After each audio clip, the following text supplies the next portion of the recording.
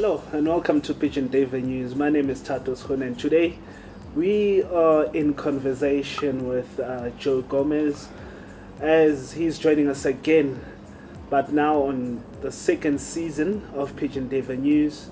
Don't go anywhere, stay tuned. So Joe Gomes, welcome back. How's it, to the nice show. to see you again. Yeah, and just taking it from the previous episode, the one we had together, and most people wanted more of your insight, pertaining to the pigeon sport. So we decided that, you know what, let's come back and have a continuation of you sharing with us and the people out there about our this lovely sport of pigeon racing. Yes, Tatu, yeah, I'm glad that your viewers enjoyed the previous episode. It's always been my ambition to try and share the passion I have for racing pigeons to as many people as possible. I hope that comes through partly through your programs and other means to try and help everyone make a choice if one day they'll become a pigeon fancier or not. But yeah, I enjoyed it. I watched the way you presented it and your other programs, and I think you're doing a nice service to the pigeon sport in South Africa. It's very enjoyable. What do you think in today's era of having pigeons with pedigrees, and that whole perception of having a good pedigree gives you an advantage to winning races? How do you see it, Joe? I was fortunate. I came maybe a little bit from, let's call it the old school of pigeon racing with my dad, and I've been involved in the modern day type racing.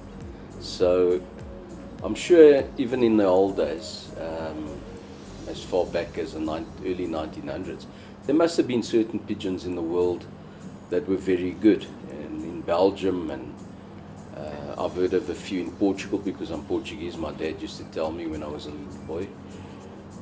So obviously there are individual pigeons in an era that prop up, and then people build families around them or try and breed more like them. Unfortunately, with the modern day technology, it becomes much easier to promote something that sounds very wonderful, but when you actually analyze the results, it's not as wonderful as that. And some people pay a lot of money for average pigeons, and that is the saddest thing I've seen happening in the pigeon sport. I don't know if I can quote you one or two things I've seen happening.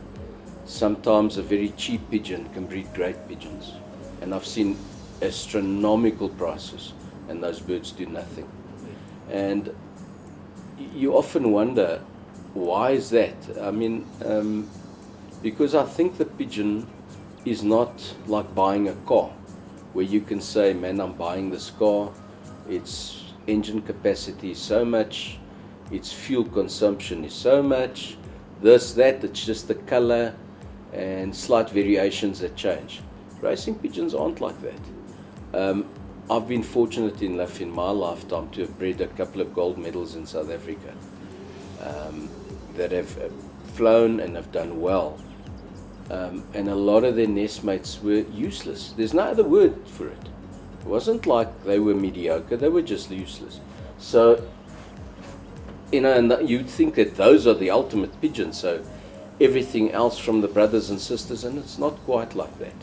But because I've never really been a pigeon marketeer, I've never promoted those birds. But so you've got to be very careful that you don't get caught in a intentional or unintentional form of promoting something that is a dream that's never going to happen. I think pigeon genetics, I'm not a geneticist, but I think it's quite complicated. People that know genes and that will must probably tell you how complicated gene pools are. With our pigeons, it's not just the look. I've never been able to do it, but I'm sure in time scientists will must probably analyze a true champion. a pigeon that's a real champion. So you've got this animal, maybe do analyze its blood. What makes this animal superior to all these other birds? Perhaps there's some secrets in the blood that you actually get it. You know, I don't think we're quite at that time now yet, but maybe one day you'll be able to say, well, this pigeon's DNA or whatever, and maybe then we'll get more accurate and be less likely to buy expensive birds that fail. You know, until those days, I think you're still taking a chance. Yes, good families do tend to breed better birds than bad families. That is not in question here. But yeah, I think there is still a lot of research that can be done, and maybe use the scientific advantages that we have nowadays. Do tests on pigeons. Go take a bird that's a superstar. I mean, like this little bird that just won all those medals for Barney. There must be something in that animal that makes him keep coming in front. Is it his homing ability? For sure. He must have an incredible homing ability. Any bird that repeatedly, out of thousands of birds, keeps coming quicker home, he must be a pathfinder of note. He must be a leader. He obviously cuts shortest distances. It's not just about fastest wing speed and velocity and that. It's obviously also an intelligent animal that comes straight home. Once we can start finding out how that works, then I think we can start maybe trying to sell a bird that you can say, okay, maybe this bird has got a better chance of becoming a champion like this brother of his that flew so well, or sister, or whatever. But until those days, I still think it's a bit of a gamble, a hit and miss story here with pedigrees. And I've got no problem with people that have pedigrees. I look at pedigrees myself, but I only look at that at the end. Some people look at the pedigree first and then buy the bird. Me being a pigeon man, and I'm not saying I'm right, but what I look at the bird. And if I really like the bird, then I go and look at the pedigree. Same thing as when I look at a pigeon, some guys look at the eye first. Yes, the eye is very important, but personally me, I look at it last. So if I like a bird tremendously, I will look at the eye, and then you must probably find the eye is beautiful as well, has certain characteristics in it, because obviously a pigeon that races well must have a good eye. So those things go hand in hand. But it's not just a case of get a piece of paper and the guarantee is there you're going to breed the champion. And with that input, Joe, I mean, how has it now worked for you throughout, your racing career? I know you did well, breeding and selecting for other fanciers out there, including the winner for the Pala Lofts. Correct. And how has it worked for you? You see, I was fortunate from a little boy. I was in the pigeon game. I mean, my dad raced, so at the age of 1 or 2, I must probably started trying to handle a pigeon. So your hands get used to it. And obviously some people do sort of accustomed to it easier than others, but I like certain things in my hand, and once they've fulfilled those things in my hand, and it's not rocket science, it's basic, I will then look further. Like you quoted the pigeon of Pala Pala, the father is a pigeon I bought about 7 years ago, 8 years ago, at one of the $1 million auctions when they had to leave Sun City. I paid 300 Rand for him, and I had no pedigree. We only trace the pedigree now through my friend Lubomir Kubicek from Czechoslovakia, because this pigeon is a Czechoslovakian pigeon. He managed to find me the pedigree, of which incidentally has got some of Lubomir's pigeons in it in any case. But so that bird now, I didn't pick him because of that, but he's got a beautiful pedigree. He's got tremendous pigeons in there. So I look at the physical bird, and it's difficult without a pigeon in my hand, and it's difficult for a person that doesn't know how to handle a pigeon properly. So those are the first steps you got to learn, to handle the pigeon. To me, the first criteria I look at pigeons is vent bones. So if I don't like the vent bones, I start being a little bit negative towards the bird. It's just that I won't say the bird is not good. It's just not a bird I know I will do well with, personally, Joe, because I tend to race my birds every week. I don't give them medicine. I don't always train them as well as I should, So the bird needs to be the bird. It must be more the bird almost than Joe. And those are the ultimate birds because it makes the racing easier. So the vent bone, once the vent bone is strong, then and especially on the cocks and hens, and they're nice and tight and closed, then I'll move on to the muscle of the pigeon, the suppleness. It mustn't be stiff and hard like this, All your great athletes, I mean, I'm sure Usain Bolt's muscles must be, and other great athletes, they must be so supple. And that's part of it, the elasticity in the muscle. And so that's another thing. And then the wing, you'll find I'll always look at both wings. I don't look at the one wing only, because it's got to be balanced. You see how many times, and again, I haven't got a bird here in my hands, so I can't show you. But you'll see the one wing is perfect, and the other wing is not. A champion pigeon must be identical, left and right. That if the wind blows from one side or the other side, he can cope with it. Where you get certain birds where maybe their right wing is stronger, they can handle the wind there, they don't do too badly. But as soon as the wing comes onto the weaker wing, wind comes onto the weaker wing, they struggle. Now I don't want birds like that, because they won't last in my loft, because they've got to go every week, and they start failing, and they fall further behind. Because here in South Africa, we tend to race, we don't just race 300, 300, 300, we go 300, 350, 400, 500. So the further the races get, he's got to go every week. He starts struggling, you see. So the races get too far for a weaker bird. So I know for me that bird won't do. But it might do for another person that races them every third week. You see. So it's also, I've got to quantify what I'm saying. But I always look at it, less is more.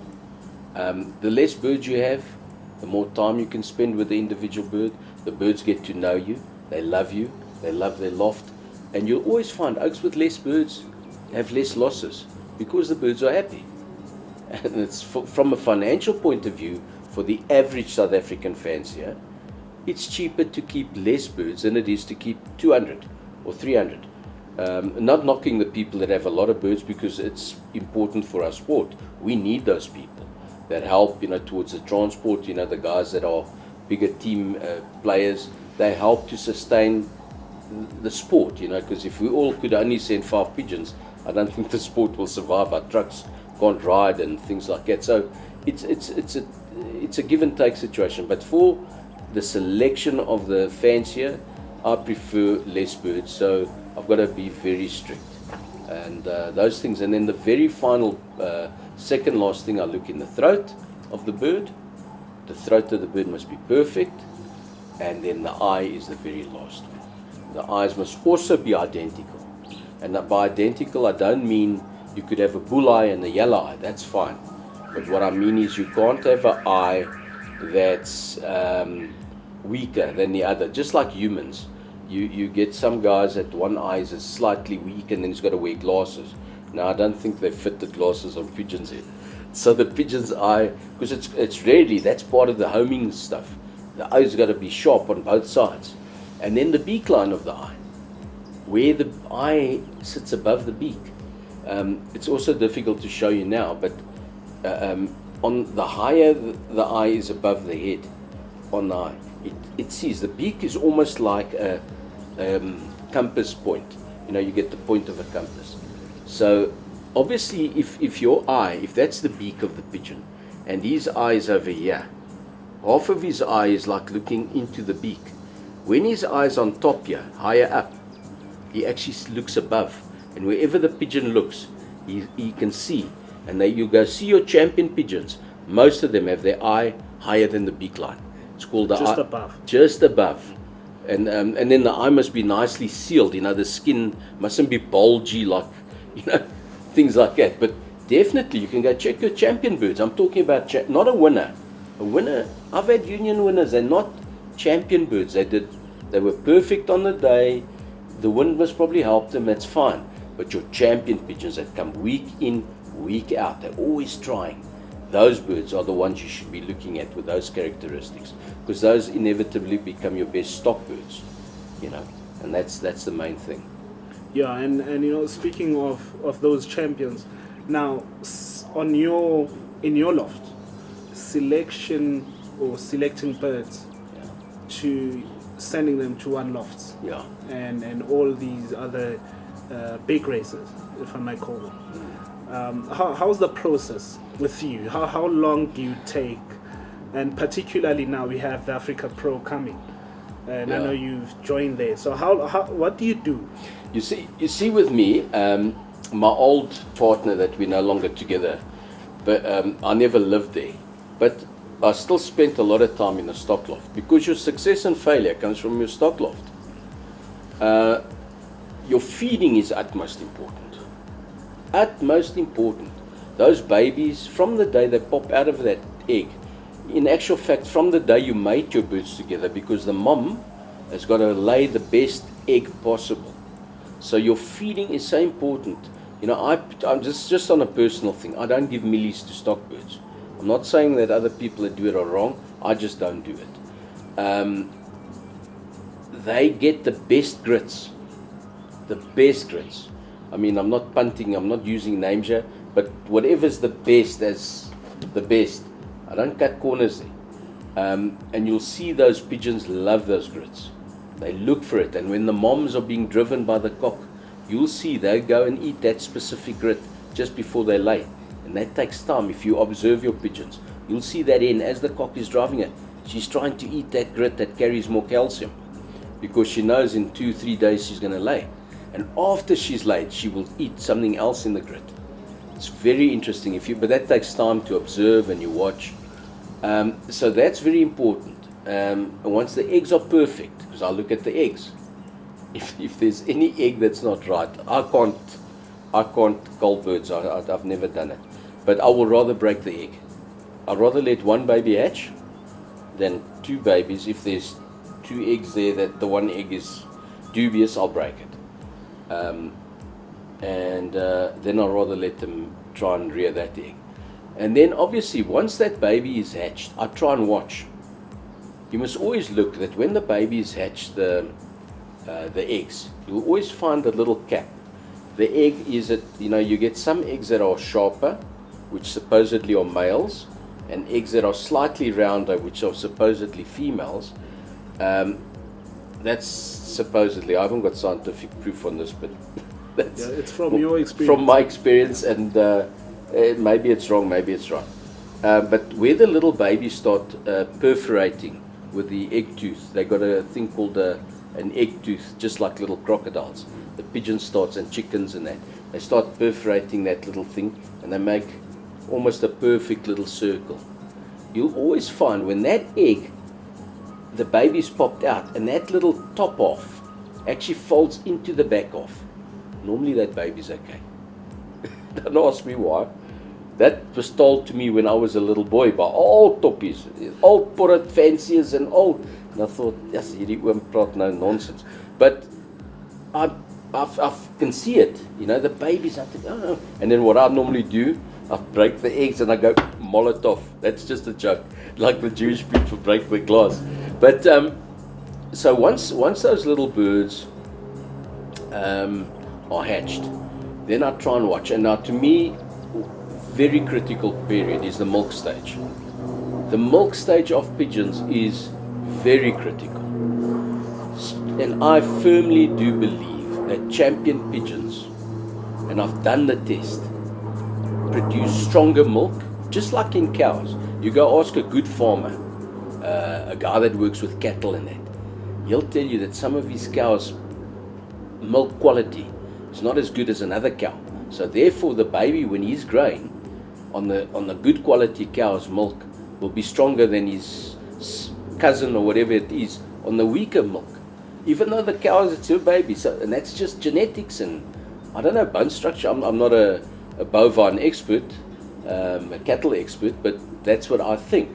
Now the pigeons, and that's part of spending time with your pigeons, you must always go and look from day one. And you know, milk, pigeon milk, crop milk, and I'm under correction, but I think I'm right, it's the strongest food source in the animal kingdom. It's the only food that you will give that animal and he doubles his size. So today he's this big, has his first bit of crop, tomorrow he's this big. He actually doubles in size while he's under the crop milk. Now, if you handle the little crop of the tiny baby, you've got to be very gentle. You'll feel that crop is hard. The milk is dense. It's thick. Then you find other ones, it's milky. It's watery. Still getting milk from the same parents, not placed eggs. So the milk is not as strong. And that comes back to the vent bones of the moms and the dads. You see, so that's where my process starts. Everything starts in life in the beginning, not in the end. Like I said to you, success or failure, stock loft. But what goes in the stock, you must select correctly. And that's the little finesse of pigeons. So now you handle those babies and you feel them that their crop is actually, you can actually feel it. It feels full. Where the other little oaks, but watery. And sometimes you find this, the nestmates. The one has always got the fuller, harder crop, and the other one slightly watery. That watery one will always be the weak baby. Always. So most probably in nature, it would have gotten kicked out. Because our pigeons are birds, or doves, or dove species, you know, it's part of the dove family, or Columbine rock dove or something, whatever they want to call it. But in nature, you'd find the weak one dies out. Yeah, by us, you know, we give all the food in a loft, so those little weaker ones survive through. But if you're asking me what am I doing, so I watch all the time. So now I keep my eyes on the strong one, and I make sure the droppings are always like little stones. When they change, when they go from milk to solids, you get some birds squirting. I never use that pigeon. I mark him, he's out. What, do they squirt out the food? Or? No, the water. The water. So what they do, their droppings are not little stones. They actually squirt water. And you sometimes find around the nest band, there's always flies or it smells, you know. So it's not a good thing. And it's either because the baby's gut, probiotics and things like that. The babies must have it naturally. Not just because of probiotics. I'm not saying probiotics aren't good. You can give it to your birds. But with probiotics, you're still going to get those that squirt. I've seen it. So those birds, I can't eliminate them, but I take them out of the equation for one loft racing. You can maybe take a chance with them in your own private loft and race them at home. Because there you've got 200 or 50 or 80, you know, not like 3 or 4 or 10 that you're going to send to a loft. That's a different sort of selection process. And then I watch them every day until the babies grow up. The muscle, I always check the muscle every day under their muscle. Their feet, I smell them. They mustn't sweat. A good baby's a dry baby. You know, dry. He's healthy. He like full of yellow. You know, and he's full, and you can almost see him growing. And then that's just the physical side. You don't know what's up here. Hopefully there, because by crossing pigeons that are good, you know, and they suited to each other, you know, the faultless wing pigeons without gaps in their wings, and shorter forearms and things like that, and nice throats. So you try, and the eyes match nicely. I tend to always cross pearl to yellow. All the great pigeons. You get some yellow with yellow, but most of the good pigeons is crossed eyes. So why not keep to what works more or less? If there's one or two that exception to the rule, it's wonderful. It's wonderful. Use it. But now you've got the baby growing there, and I like to stimulate them. So when they're small, I vaccinate them when they're very small. I ring them at about 8-9 days or 7 days, depending. Some babies grow more than others. And then just after the milk stage, I vaccinate them once. I only vaccinate my pigeons once. Paramyxo once in their life. And I don't do it behind their neck because they're small. I do it just under the skin here. Still the same principle, under the skin here by their little leg. And then I let them grow a little bit more, so they grow about 14 days, 13 days. I put them on the floor, all of them. And then the individual dads, I don't allow any cock to bully a baby, because you see, I spend time in the loft, they know me. And then you get some pigeons, they will not touch a baby, they will not hurt a baby. They know, even if they haven't got babies and their hands on eggs, they walk past those babies. Sometimes they even feed them, that it's not even their children. They're so used to that. But I watch them and they know with me, they're not allowed to hurt the babies. So, but you start stimulating that baby. Instead of him sitting the whole day, then there's, pew, pew, pew, daddy, come feed me. I put him there. Then, if you want to really test him, you put food and you got a bit of time. See which one start, even though daddy comes to feed them, they still get up and they go and eat. Start watching that baby. And then you put water. You don't teach him. And you start watching that baby suddenly on his own. He goes and starts drinking. His nestmate hasn't lifted. He's still waiting for daddy. So the champion is that one, not that one. So I start seeing things like that. It's like you'll see a good school teacher that works with small children. They'll tell you from small, look, that little boy there, shame, he's okay. He's not, but that little kid there, you watch him one day, he's going to be a doctor or something where he needs more IQ. And that's all I do. So you see, that's got nothing to do with, that's spending a bit of time with your pigeons. Now I realize not everybody's got that time, and I do understand that. But if you do have that time, take yourself a chair and go watch your pigeons, and you'll be amazed. And then watch that they never lose condition. You know, and watch that thing that they eat. I'm telling you, you'll be amazed how many the one eats and the other one doesn't eat. And then I'll wean them at 18 days. I'll put them aside, and you'll see that one that's already learned, 3-4 days later, he's eating on his own. The first day he'll sit there without food, and then he'll say, no stuff, and my dad's not feeding me, so. And he goes and drinks. The other one will run up and down, chee, chee, chee, chee, like an ambulance, you know. And he'll never be a champion. He'll forever be a follower. When you race him, there they follow the other birds, they don't lead. Where that other little oak, he leads. He thinks for himself. That's part of observing pigeons. That's where the skill of pigeons, and you get to know each individual little character, you know. And normally I'm not wrong when I pick them. You can be wrong because it's not an exact science. But those are the things you must watch out for. Those intelligent little creatures that you're blessed with, because it's a blessing sometimes. Some pairs just breed you that one and never again. You know. Yeah. So that's one of the things. I can talk for hours about the other side of pigeon racing. Yeah. That's what I'm passionate about, is the mating and it's like you're working with children. Yeah. And yeah, that's very insightful, Joe.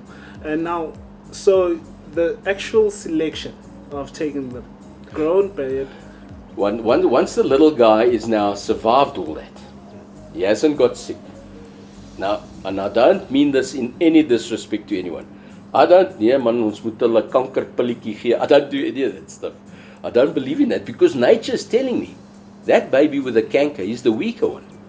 So what am I going to do sending him to a one loft race for? I can maybe use him in my own loft, in my own usage. But he's now fallen off the layer of going to one loft race. He's now just going to stay here, in Benoni or wherever we're racing. I would diesel race.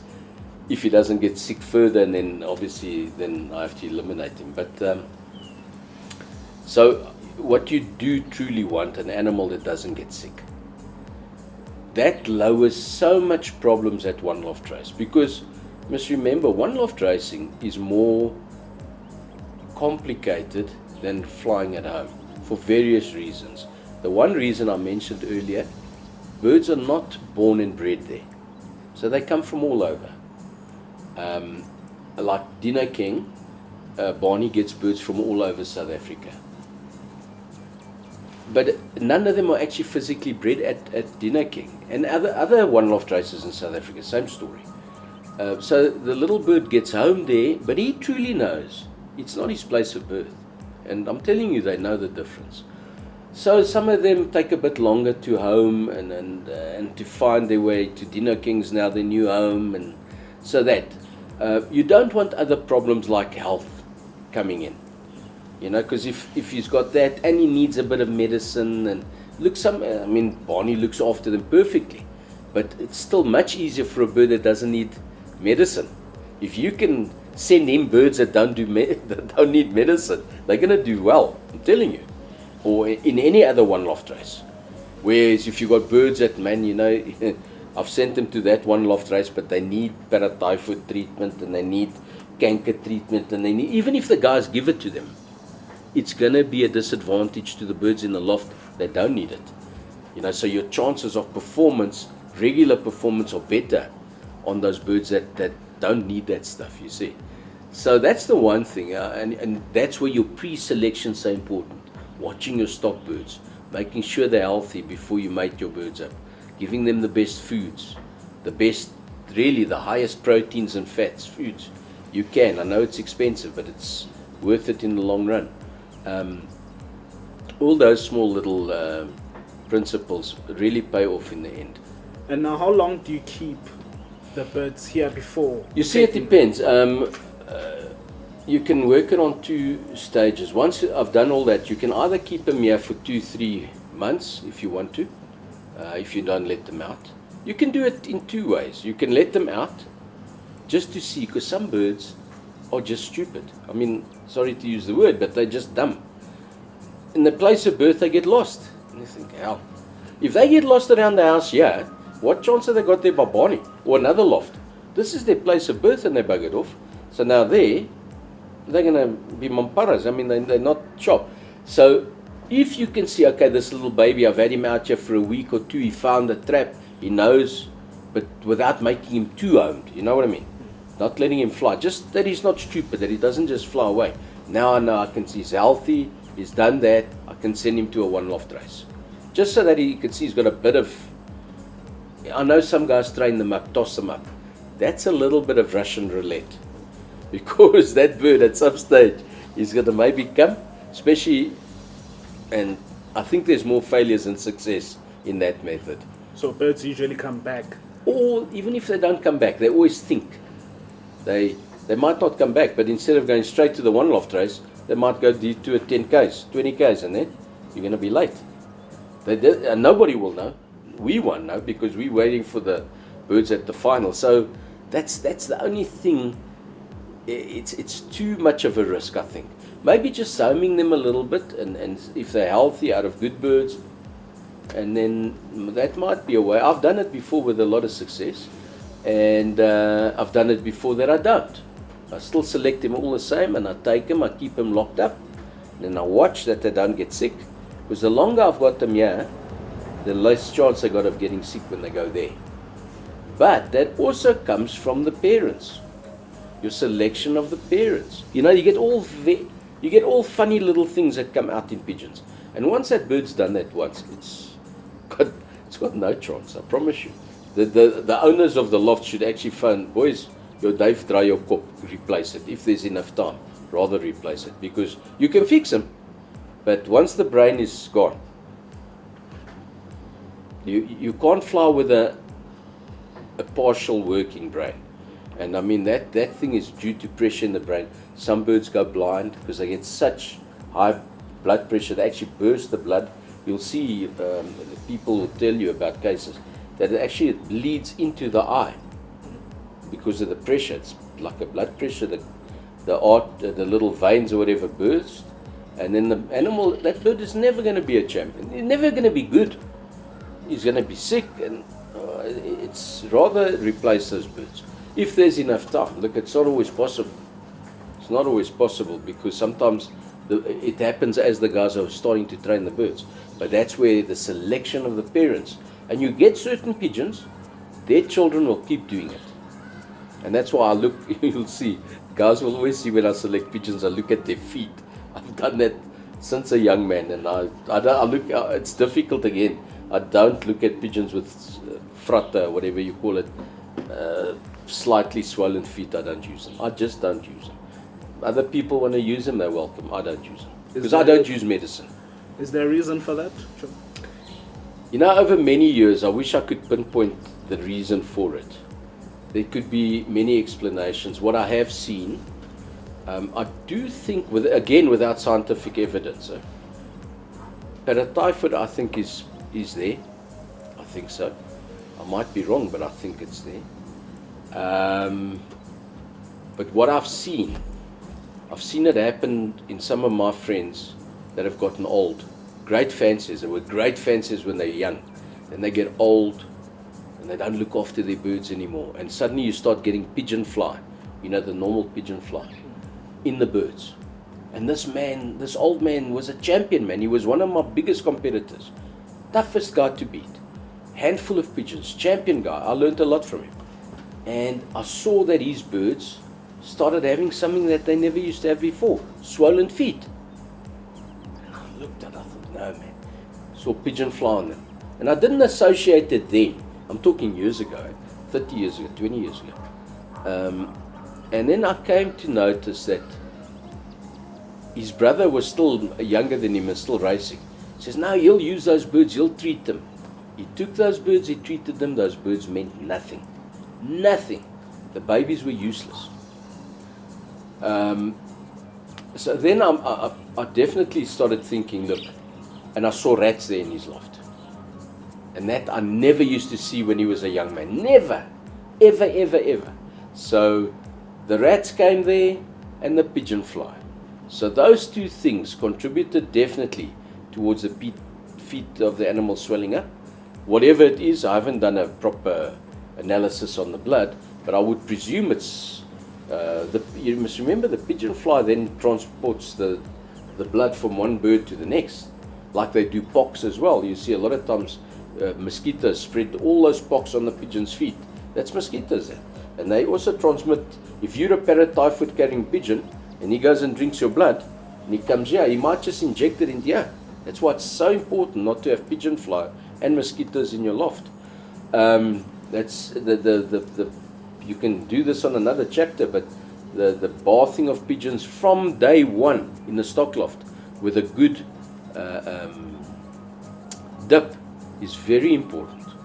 These drops on the back only last a certain while. Rather bath the birds every week in a bit of that thing, cost you a bit of bucks, it's going to save you plenty money on medicine, and it's going to save you a lot of schlep. The babies then don't get infected, because look, malaria and things like that can't be transmitted in the egg with the mom. But what can definitely happen is the mom might have malaria, might have paratyphoid. Well, the paratyphoid will definitely, must probably go in the egg to the baby, but talking about malaria now. If that pigeon fly sucks the blood of the mom and then bites that little baby, which he will, because they're in one nest, he transmits the malaria into this little baby. So if you've already bathed the parents in those dips, they never have pigeon fly, they never have a problem with malaria, those little babies. And that's very important also. I forgot to mention that. But I lost my train of thought. I forgot what I was telling you. Yeah, no, you're still explaining about the other best selection is the parents, the mating of the feet. Parents. We were on the feet of those birds of my mate, and definitely those birds were not the same. I took some for myself, and they were great. Those birds were my biggest competition. Just that 1 or 2 years my friend was sick, couldn't look after his birds. They were never the same pigeons again. We just eliminated them all. They were gone, and I've seen that many times. So be careful not to use those type of birds in your stock loft, because then they also cross-infect healthy birds. And that's the problem. Every dropping that they drop there, the other birds walk on it. They could get it. So that's the problem. That's why I always look at that, and because I don't use medicine, I can't afford to have these birds with swollen feet. You find another guy that uses medicine a lot, and that you might get away with that. But then you'll see, as soon as he sends those birds to one loft races, they won't have the success. I promise you they won't. Yeah. And now in terms of the parents, I know mating birds, some people might take a pedigree pigeon with another good pedigree bird and mate them and hope that the offsprings there will perform better. That kind of concept. What would you say? I look at each individual bird and I get a feeling. It's almost, to breed a true champion, it's almost like let me use the analogy of an artist, a painter. You had to ask a man like Picasso, create me a piece of artwork, and then the man will go, and unless you tell him I want the picture of a pigeon or of a dog or something else. Creating a champion pigeon, you've got to have a little bit of imagination. You've got to be a little bit creative in your mind, because try and imagine. A lot of guys say, look, I'm going to mate this hen with this cock because she's got that fault and he must correct the fault. I don't want faultless pigeons. I want faultless pigeons. And even they breed plenty rubbish.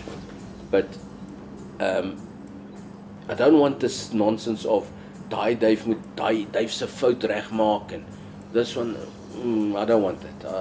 I don't want that. So I try and avoid that. What you do, like I said to you earlier, I tend to cross the eyes, pearl with orange or yellow or something like that, and then definitely the throats. I do not tolerate pigeons with round throats. That throat, the epiglottis, the breathing pipe must be close. The champion birds are all close. There's none of this round, open stuff like that.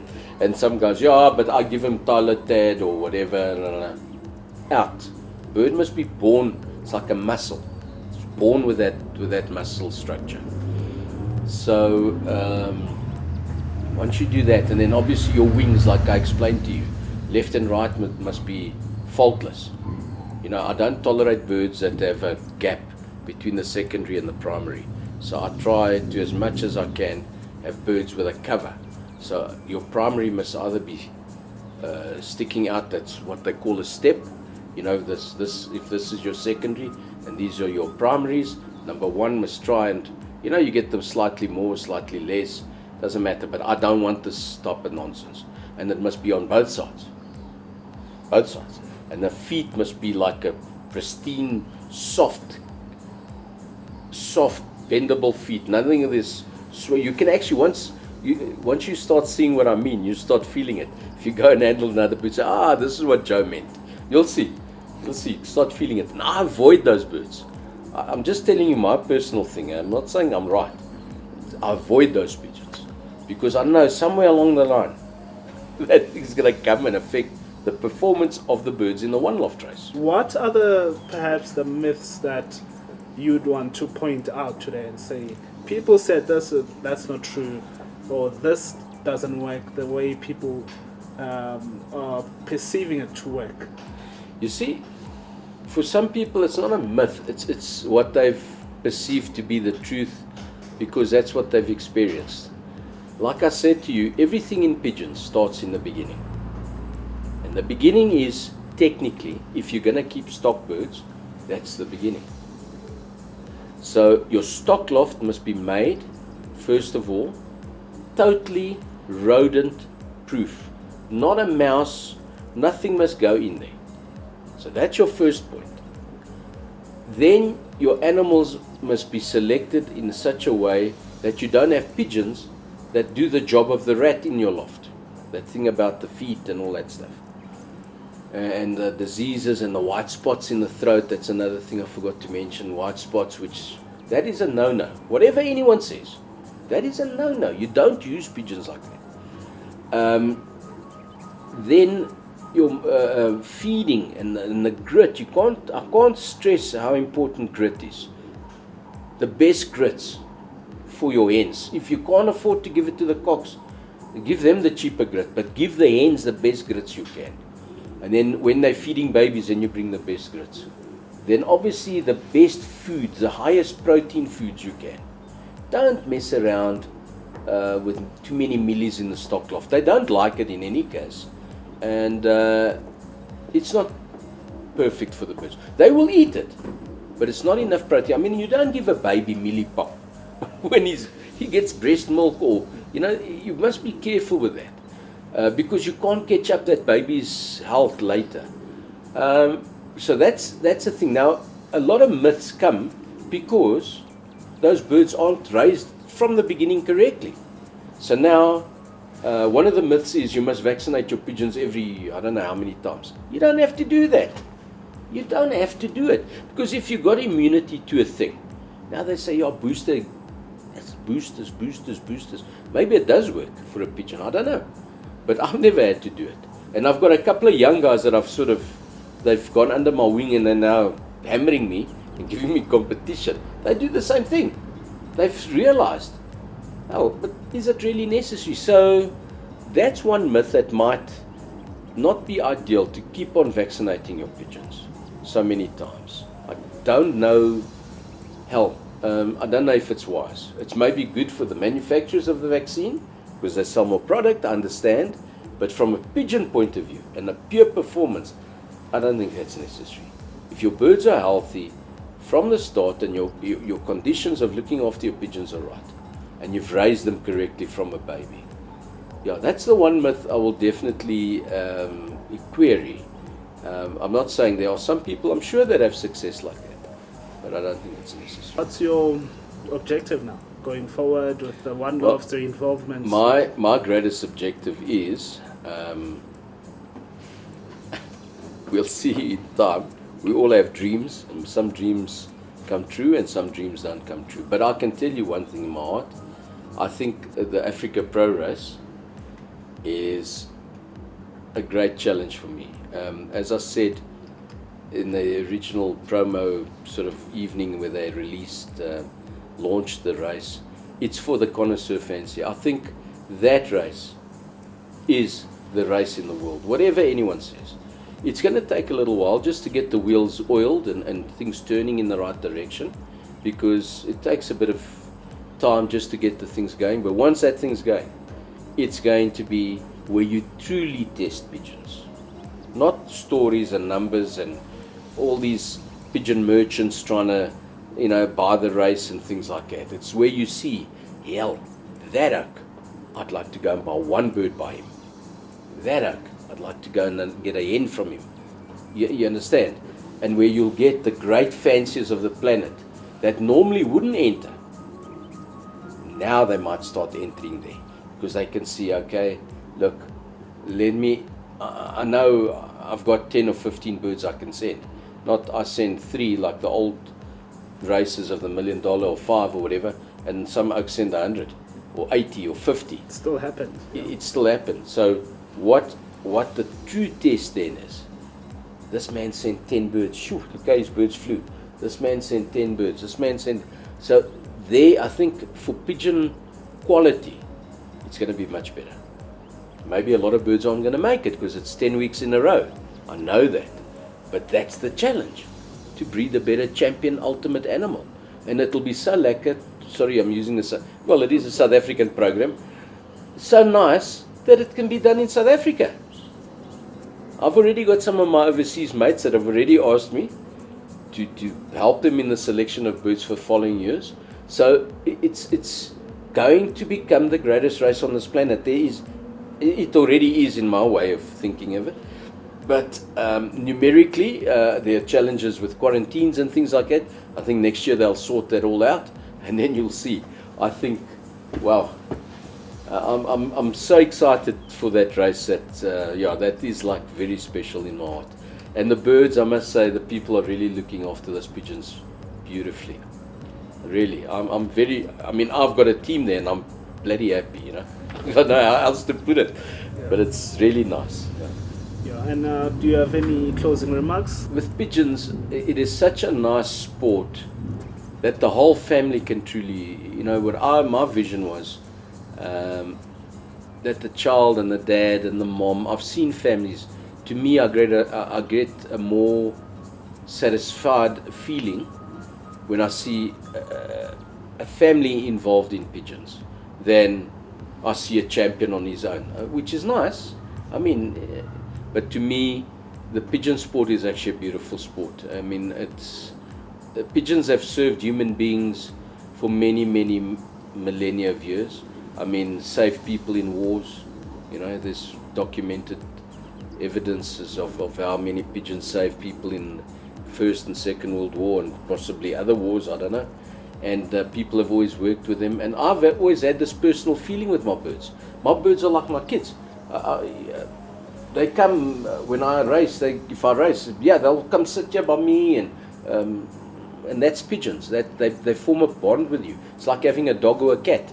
You know, they just can race and fly very well and do very well. So I just wish that people could go and understand pigeons like that. Yes, there are races where you win a lot of money and things like that, but definitely my promotion of the sport I would love to do is to the youth of this country, to the young children, that they can learn to love it and have the opportunity like I had, and one day look back and think, oh, that Joe at least taught me something nice about the pigeons, not just